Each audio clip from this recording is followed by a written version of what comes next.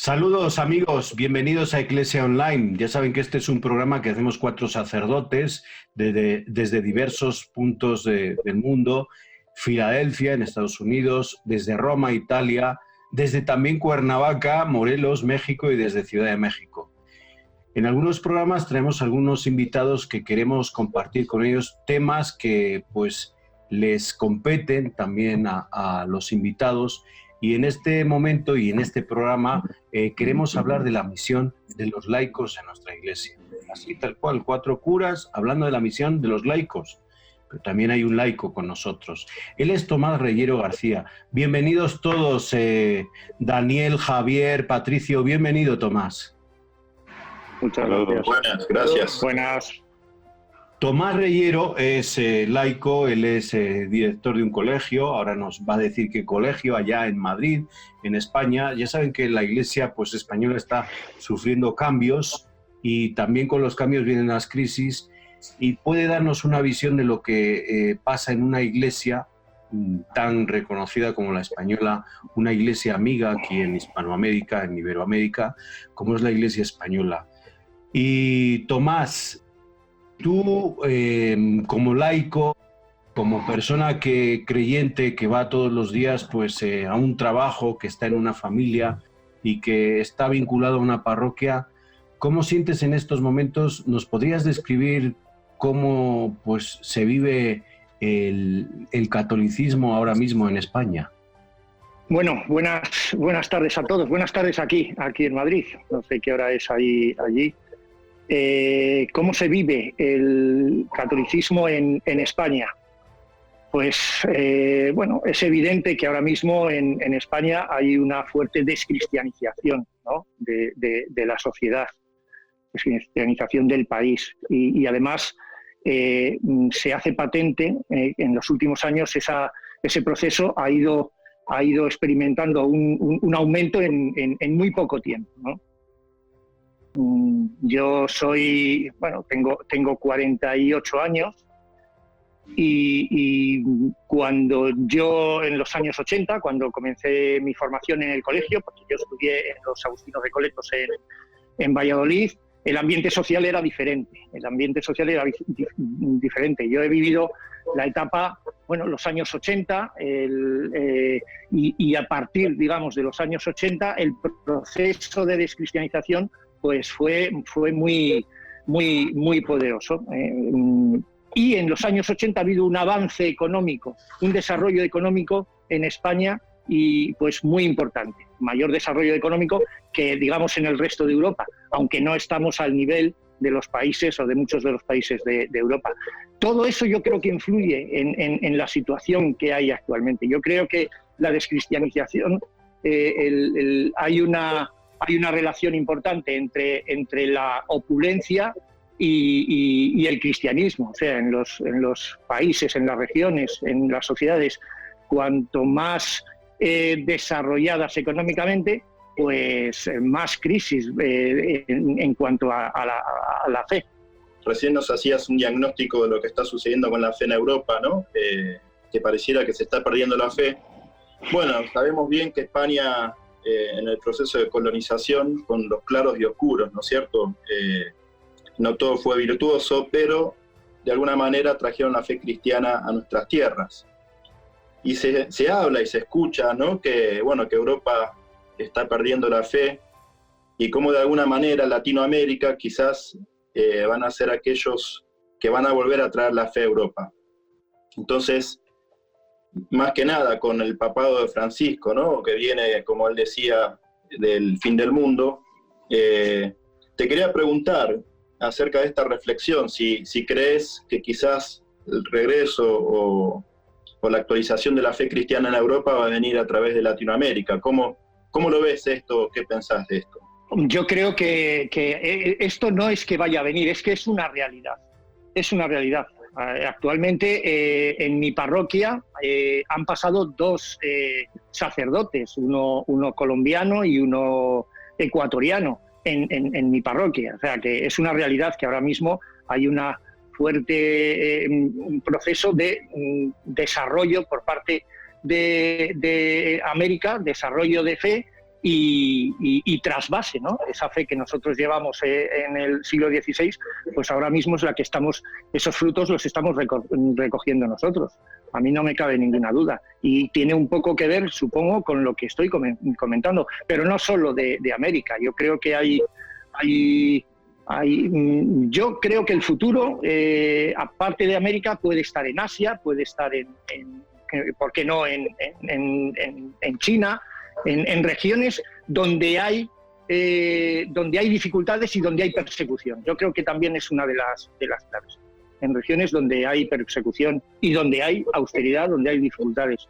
Ahora mismo en Europa es un continente envejecido, es un continente pues con unos problemas de envejecimiento, de escasez de vocaciones alarmante. Yo creo que es alarmante. Y un problema de crisis espiritual. Hace la semana pasada me enteré por Twitter que se murió un sacerdote en Alcalá de Henares con 95 años. Era un sacerdote que iba todos los días a una capilla donde estuvo San Ignacio de Loyola, estuvo solo un año en Alcalá de Henares, y donde estuvo en el hospital de Antenaza. Ahí hicieron una capilla en el lugar donde él estuvo durmiendo y ese cura todos los días a las 5 de la tarde se ponía, con sus 85 años, se ponía a confesar a los que venían por ahí. Para mí, esa es una definición de santidad. O sea, yo creo que hay una crisis espiritual, ¿no? Hay dificultades uno tiene dificultades en Madrid para confesarse, para buscar sitios donde haya confesiones. Las iglesias no están abiertas, normalmente tienen sus horas de apertura, no es como antiguamente. Claro, yo recuerdo las palabras un poco de Ratzinger, ¿no? Hablando de que nos preparamos para vivir una iglesia en minoría. Eso en Europa se está dando ahora mismo. Yo creo que vivimos ahora mismo en una iglesia en minoría. Es una iglesia que, además, con un poder social también reducido. No es la influencia que tenía la iglesia que yo he vivido en los años 80, en mi época de adolescencia. Y que ahora mismo no es una iglesia sin un poder, sin poder social y en minoría. ¿Eso es bueno? Por supuesto que tiene sus cosas positivas, yo creo. Al final va a ser una iglesia, yo creo que más fuerte. Los chavales de mi colegio, bueno, ahí hay otro problema en cuanto a cómo transmitir, cómo hacer una pastoral en un colegio, cómo hacer una pastoral en un colegio donde la mayor parte de las familias son familias que han perdido tradición religiosa. Es decir, incluso el lenguaje está desconectado. O sea, no entienden determinadas palabras. Tienes que empezar de cero. ¿Cómo hacerlo? Es un reto ahora mismo desde el punto de vista del laicado. La evangelización a una cultura que incluso ya se ha desconectado con lo anterior. Javier, ¿quieres? Sí, Tomás, gracias.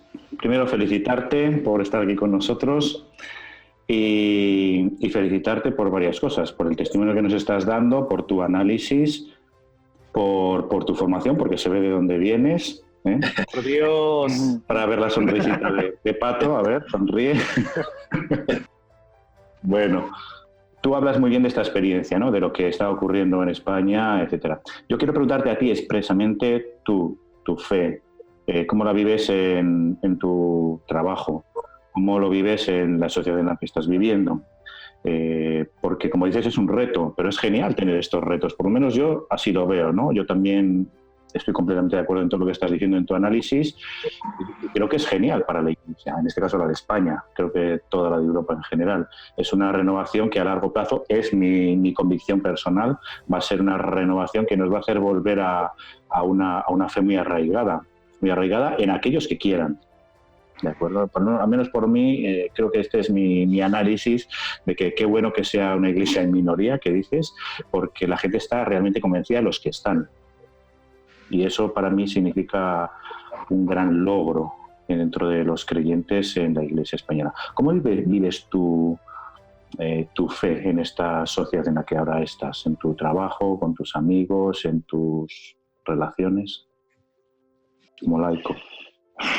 Bueno, mi fe en este mundo en el que me desenvuelvo, en esta sociedad, como dices, Javier, mi fe no puedo dejar de vivirla si no es en comunidad. O sea, ahora mismo yo estoy dentro de un movimiento porque creo que es imposible hoy vivir la fe sin caminar con más hermanos, ¿no?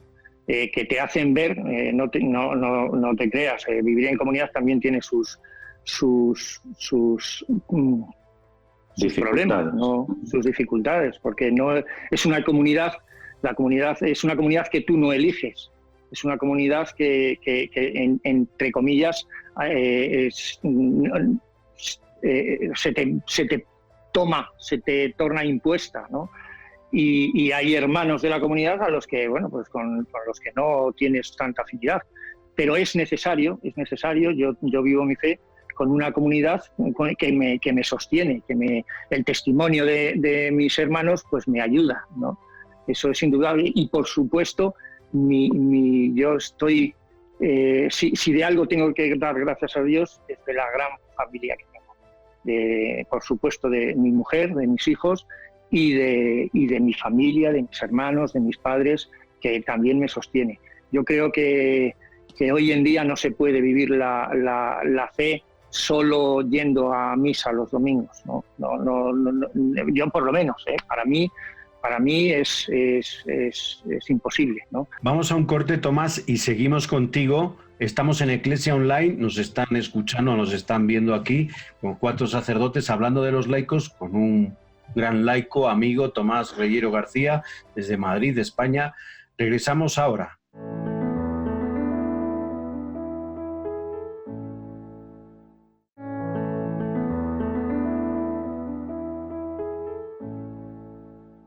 Aquí estamos nuevamente en Eclesia Online. Ya saben que somos 4 sacerdotes desde distintos puntos del mundo. Filadelfia, Roma, Cuernavaca, Morelos, desde también la Ciudad de México, y hoy tenemos a un laico, Tomás Reyero, desde Madrid, España. Nos ha contado pues su experiencia de vida en una iglesia como es la Iglesia de España, con toda esta crisis que se está viviendo social, pero también a nivel espiritual. Nos ha hablado muy bien que esta iglesia va a ser de minorías, desde su experiencia y su visión, y sobre todo de la mundanidad de la que tanto también habla el Papa Francisco, la mundanidad de la iglesia que ha entrado y que necesita esta iglesia pues una espiritualidad mucho más fuerte y comprometida. Tomás, quisiera empezar esta segunda parte del programa de Eclesia Online.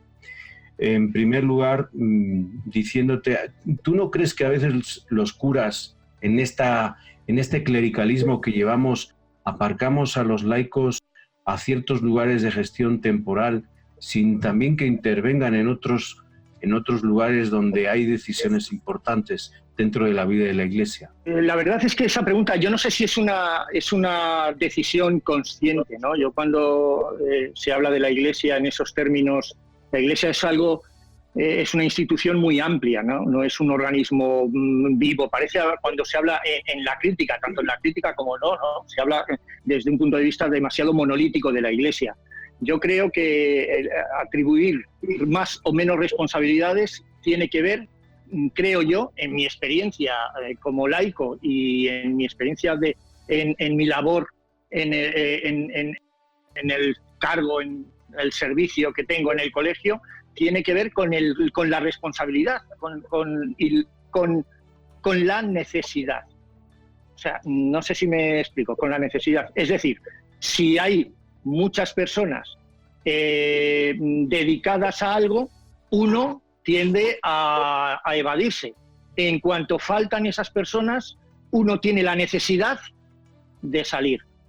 Entonces, en ese sentido, yo creo que en España, fruto de esta crisis de vocaciones, los laicos tienen un papel cada vez más importante y cada vez más atribuciones en lo que son las necesidades de la Iglesia. Yo lo veo así, pero de forma natural, es fruto de esa necesidad. En regiones o en países donde supongo que hay más fuerza desde el punto de vista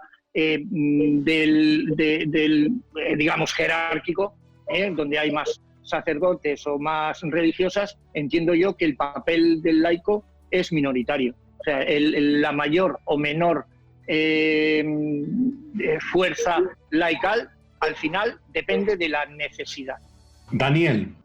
¿Qué tal, Tomás? Muchas gracias por tu Hola, testimonio y por compartir todo esto con nosotros. Siguiendo el comentario de Acero y continuando con la respuesta que estabas dando, yo estaba pensando, por ejemplo, que en ocasiones, cuando la minoría de la población clerical se hace evidente, pareciera que genera la necesidad de la participación de los laicos. Me da a pensar que puede ser un peligro, porque pareciera que estamos hablando de la misión de los laicos como una misión de sustitución. Es decir, que la importancia de la presencia de los laicos es debido o es por consecuencia a la ausencia de los curas. Y creo que esto pudiera traernos a nosotros como un serio problema, pues tanto teológico como de concebir la Iglesia, porque podemos pensar entonces que el laico es un sustituto o estará activo cuando falten los curas. Entonces, de tal manera que mejor pudiera haberle pasado a Vaticano II es como la disminución de los curas para que los laicos pudieran estar más activos. Por eso me animo a preguntarte cuáles características consideras tú que resultan fundamentales en la misión del laico, donde no es una misión de sustitución, sino es una misión como que le da su identidad cristiana, que le da su identidad bautismal. ¿Cuáles serían para ti como, pues no sé, las elementales características que un laico debe concebir en el punto de la misión? Pues es una pregunta complicada. Si yo lo traslado a mi realidad, ¿no? Si pienso, por ejemplo, en mi colegio. En mi colegio, que cuando yo entré había 7, yo creo que eran unas 6, 7 religiosas. Ahora mismo, 12 años después, hay solo 3 religiosas. Las necesidades del colegio, desde el punto de vista pastoral, las ha tenido que asumir, pues las hemos asumido laicos. ¿Cuál es la principal característica? Yo creo que la principal es el servicio, como en la cuestión sacerdotal, la actitud de servicio. La actitud de servicio es fundamental. Y hay un aspecto importante que tiene que ver con la preparación. Yo creo que es la preparación desde un punto de vista doctrinal, desde un punto de vista teológico. Yo creo que es el punto en el que hay que trabajar en la relación con el laicado y en que el laicado sea importante dentro de la Iglesia. Yo creo que es el aspecto fundamental, la preparación, sin duda. Y luego, pues la actitud de servicio y una cierta coherencia de vida, ¿no? Coherencia de vida que no significa que seas tengas una vida intachable, simplemente que seas coherente, que te creas lo que dices. Pero bueno, eso uno lo pide también para el sacerdote que está en la Iglesia y que habla desde el púlpito, ¿no? Que sea coherente, que se crea lo que dice. Yo quería reforzar algo en torno también a lo que venimos hablando, ¿no? Porque Tomás, hablabas de que por necesidad a veces los laicos tienen que ocupar espacios, con lo cual en un punto es una tristeza, ¿no? Porque no es lo que debería ser. Y en ese sentido quiero traer una expresión del Papa Benedicto XVI, un mensaje que dio el 10 de agosto del 2012 a miembros de la Acción Católica, y decía lo siguiente: la Iglesia necesita tener un cambio de mentalidad respecto al papel de los laicos en la Iglesia, que no hay que considerarlos como colaboradores del clero, sino como personas corresponsables del ser y del actuar en la Iglesia. Y esto es importante, por tanto, para que se consolide un laicado maduro y comprometido, ¿no? Que es lo que recién hablabas. Un laicado que se prepare, que tenga, que es para servir. Pero el Papa Benedicto habla de corresponsabilidad. Y esto es interesante porque cuando uno hace una pregunta de quiénes son la Iglesia, especialmente aquellos que no se consideran miembros de la Iglesia, en el imaginario popular la gente dice la Iglesia son los curas y las monjas.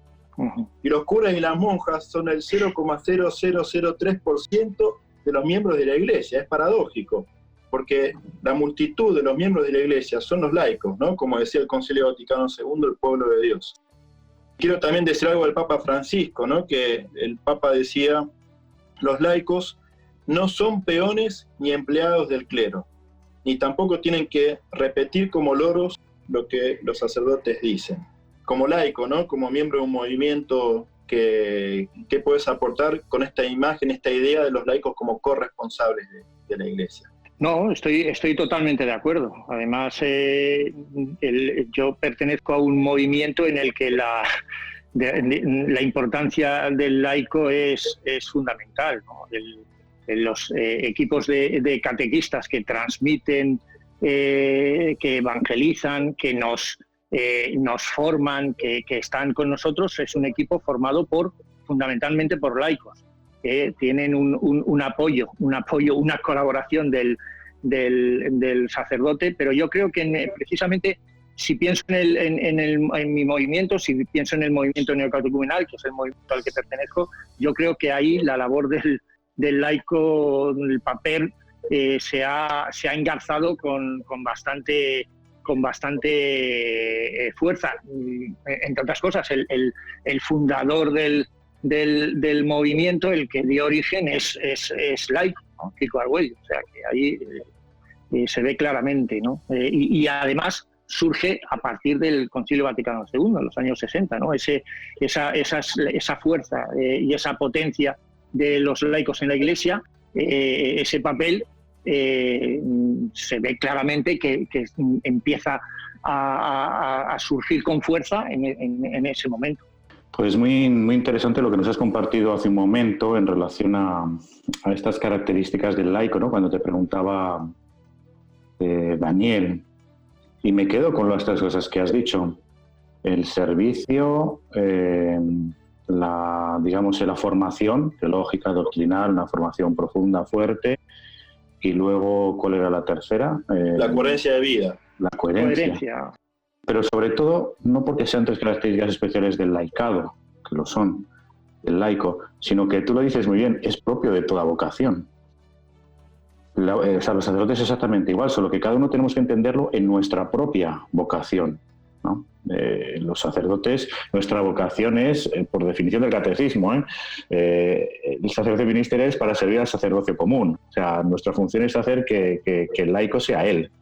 Vuelvo a repetir, a mí me parece muy importante la formación, ¿no? La formación. Ese es un aspecto fundamental. ¿Y de qué depende que un laico tenga buena formación para transmitir, ¿no?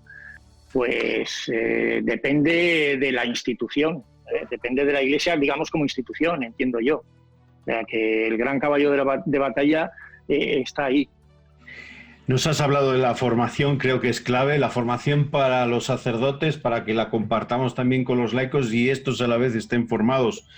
Nos tenemos que ir, Tomás. Muchísimas gracias por tus palabras, por tu experiencia de vida.